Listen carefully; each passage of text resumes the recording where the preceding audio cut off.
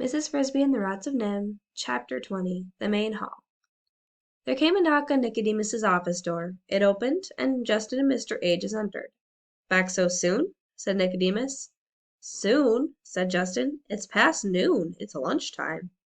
"Past noon?" Mrs. Frisby stood up, remembering her children waiting at home. Down in the Rats' home, in the artificial light, it was hard to tell the passage of time, and she had been so engrossed in Nicodemus's story that she had not glanced at the clock. Justin was wearing a satchel like Nicodemus's, and from it he took a small paper package. "Here's Dragon's medicine," he said, putting it on the table. He asked Mrs. Frisby, "Did he tell you about the toy tinker?"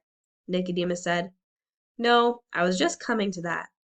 "But I can't stay to hear it now," said Mrs. Frisby. "My children will be waiting for their lunch." A plan was worked out. Mrs. Frisby would go home to take care of her children. Nicodemus, Justin, Arthur, and the other rats involved would work out the details of moving her house, which would be done that night at about 11 o'clock. "After the Fitzgibbons are asleep, and we're sure Dragon is too," said Nicodemus. Mrs. Frisby would return in mid-afternoon to the rosebush. Mr. Ages said, "And I'm going to lie down. After making that trip with this cast, I'm tired." "You can have your choice of rooms," said Nicodemus. "Now that Jenner and his friends are gone, we have 7 empty." "Thank you," said Mr. Ages. "Mrs. Frisby, when you return, I will tell you as well as I can exactly how to put the powder in Dragon's food." As she hurried home, Mrs. Frisby considered just how much she should tell her children about all that had happened, and all that was going to happen. She decided at that stage, at least, she would not tell them about their father's connection with the rats. Also, that she would not say she had volunteered to put the sleeping powder into Dragon's bowl. That would worry them. She could tell them, perhaps, when it was safely done, when, among other things, there would be no chance for Martin to volunteer in her place. She would tell them simply that, as the owl had suggested, she had gone to the rats and asked for help.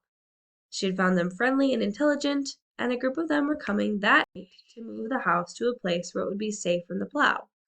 That would be enough. She could tell them the whole story later, when she knew it all herself. But it was not enough. The children were skeptical at first, then intensely curious, especially Timothy, who was looking stronger and feeling more energetic, but still staying in bed, primarily because Teresa and Martin had made him. "But why should the rats do that?" said Timothy. "We don't know them at all. Nobody does. They keep to themselves." "Maybe it's because the owl sent me," said Mrs. Frisby, searching for an answer that would satisfy them. They seemed to be impressed by the owl. "For that matter," said Timothy, "I don't even see why the owl wanted to help. He's no friend of ours either." "Maybe they thought some day we could do them a favor in return." "Oh, Mother," said Cynthia, "how could we ever do them a favor?" "You forget. I did do Jeremy a favor. That's what started the whole thing." "That and my getting sick," said Timothy. "I wish I could get up. I'm tired of bed." "Not yet," said Mrs. Frisby, glad to change the subject. "You must save your strength, because tonight you will have to get up for a little while when they move the house.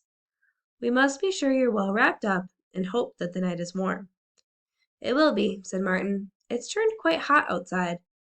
They ate lunch. That afternoon Mrs. Frisby told the children that she must leave them to confer again with the rats about moving the house. When she thought of the danger she would face in just a few more hours, she wanted to kiss them all goodbye. But knowing that Timothy, at least, was already suspicious, she did not dare, but told them only that they should not worry if she was a little late getting home for supper. On her way back to the rosebush, she felt quite relieved, almost cheerful. Her problem was nearly solved, and the final solution was in sight.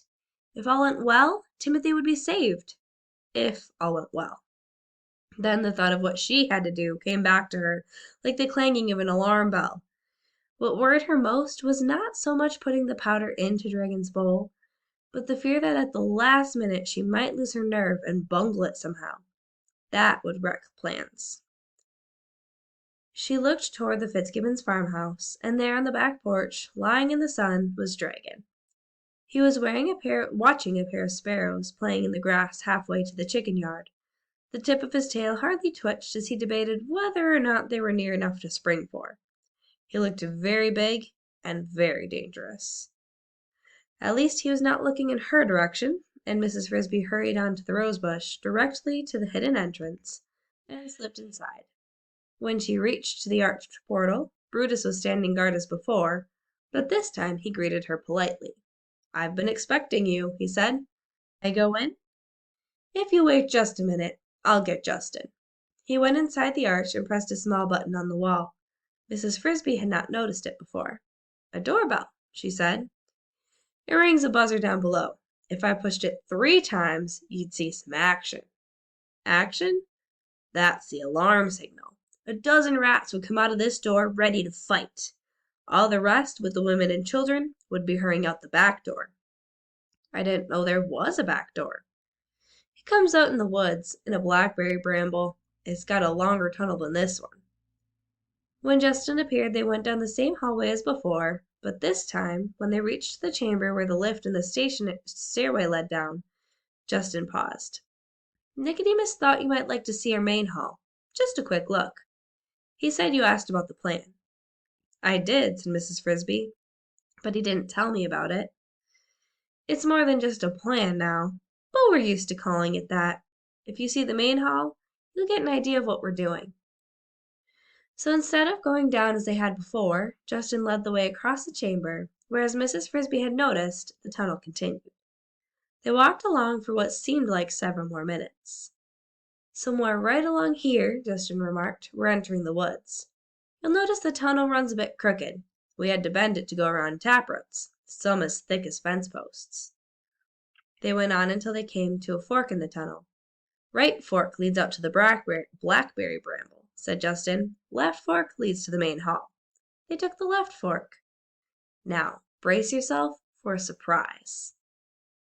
From ahead came noises, the sound of many rats talking, a sound of hurrying and thumping and of machinery running. They stepped into a room as full of activity as a factory.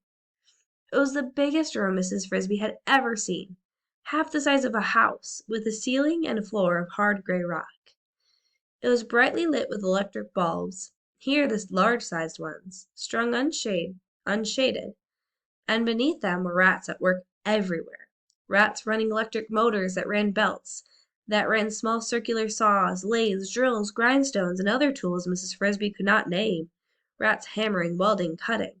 But most of all, rats hauling.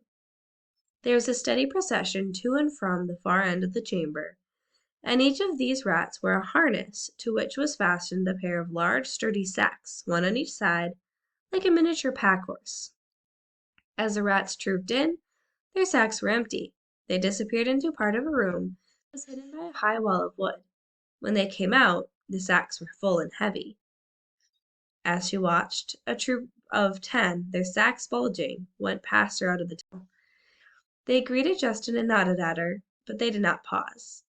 She noticed that just inside the entrance an electric fan whirred quietly, aiming inward, pulling fresh air into the room from somewhere out in the woods. Mrs. Frisby stood beside Justin and gaped. She felt dizzy at the sight, the motion, the noise, and the size of the room, which must have measured 20 feet long and almost as wide. "How could you ever dig out such a big room?" she asked. "We didn't," said Justin. "We found it. It's a natural cave. You can see that the ceiling and the floor are solid rock.